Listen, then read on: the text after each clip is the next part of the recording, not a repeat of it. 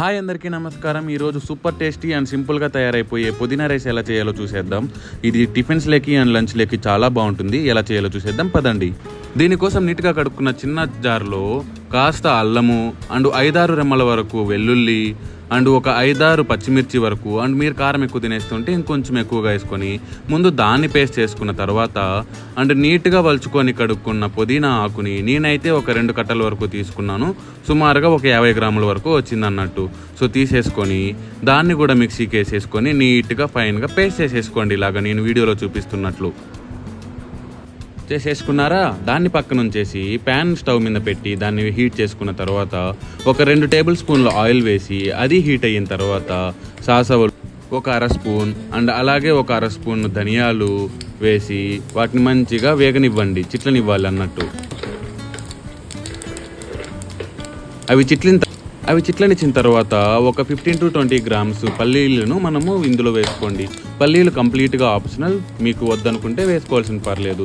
తర్వాత మినపగుళ్ళు వేసుకొని వాటిని కూడా గోధుమ కలర్లో వచ్చేలాగా ఫ్రై అవ్వనివ్వండి. గుర్తుపెట్టుకోండి, ఈ పప్పులను మనం ఫ్రై చేసుకునేటప్పుడు లో ఫ్లేమ్లో ఫ్రై చేసుకుంటే మంచిగా వేగుతాయి అన్నట్టు. ఇలా కలుపుతూ ఫ్రై చేసేసుకోండి. సుమారుగా ఒక 30 సెకండ్స్ పల్లీలు అలా మధ్యలో చీలినట్టు కనిపించేలాగా వేయించుకున్న తర్వాత ఒక మీడియం సైజు ఆనియన్ని సన్నగా స్లైసెస్ వేసుకొని వాటిని గోల్డెన్ కలర్లో వచ్చేంత వరకు మీడియం ఫ్లేమ్ మీద ఇలా కలుపుతూ ఫ్రై చేసేసుకోండి.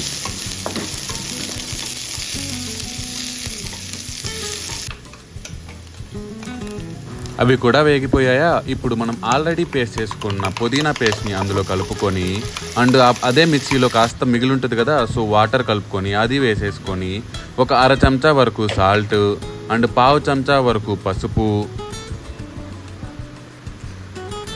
అండ్ 1/2 చెంచా వరకు ధనియాల పొడి అండ్ కుదిరితే 1/2 చెంచా వరకు గరం మసాలా వేసేసుకోండి.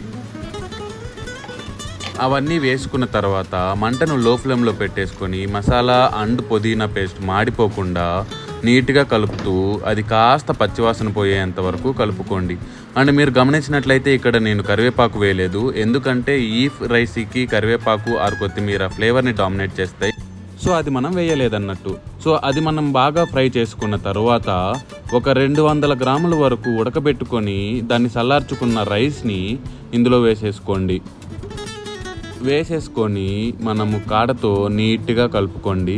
గుర్తుపెట్టుకోండి, మనకు ఆ పేస్ట్ అనేది ప్రతి మెతుక్కు అంటుకోవాలి. సో స్లోగా లో ఫ్లేమ్ పెట్టేసుకొని మనం కలుపుకోవాలన్నట్టు. ఇక్కడ నాకు ఆ చెక్క దాంతో కుదరట్లేదు, సో అల్యూమినియం గరిటెతో కలుపుకుంటున్నాను అన్నట్టు. ఇది నా కంఫర్ట్ గురు. చూసారా, ఇలా రైస్ మొత్తము అంటుకునేలాగా మనకు పేస్ట్ మొత్తం కలుపుకోవాలన్నట్టు. ఇలా కలుపుకున్న తర్వాత చివర్లో మనకు ఒక 1/2 చెంచా వరకు బ్లాక్ పెప్పర్ పౌడర్ని వేసేసుకొని స్టవ్ ఆపేసుకొని దాన్ని కూడా మొత్తంగా కలిపేసుకొని సర్వ్ చేసేసుకోవటమే. ఇది లంచ్లోకి, టిఫిన్స్లోకి, ఆనియన్ రైతా ఆర్ కర్డ్ తోటి సర్వ్ చేసుకుంటే భలే ఉంటుంది, అసలు సూపర్గా ఉంటుంది. సో మీరు కూడా దీన్ని ట్రై చేసేసి ఎలా వచ్చిందో అండ్ టేస్ట్ ఎలా ఉందో ఖచ్చితంగా కామెంట్స్లో చెప్పడం మాత్రం మర్చిపోకండి. అండ్ ఇలాంటి మరిన్ని రెసిపీల కోసం తప్పకుండా ఛానల్ని అయితే సబ్స్క్రైబ్ చేసుకోండి. See you in the next vlog. Thank you so much.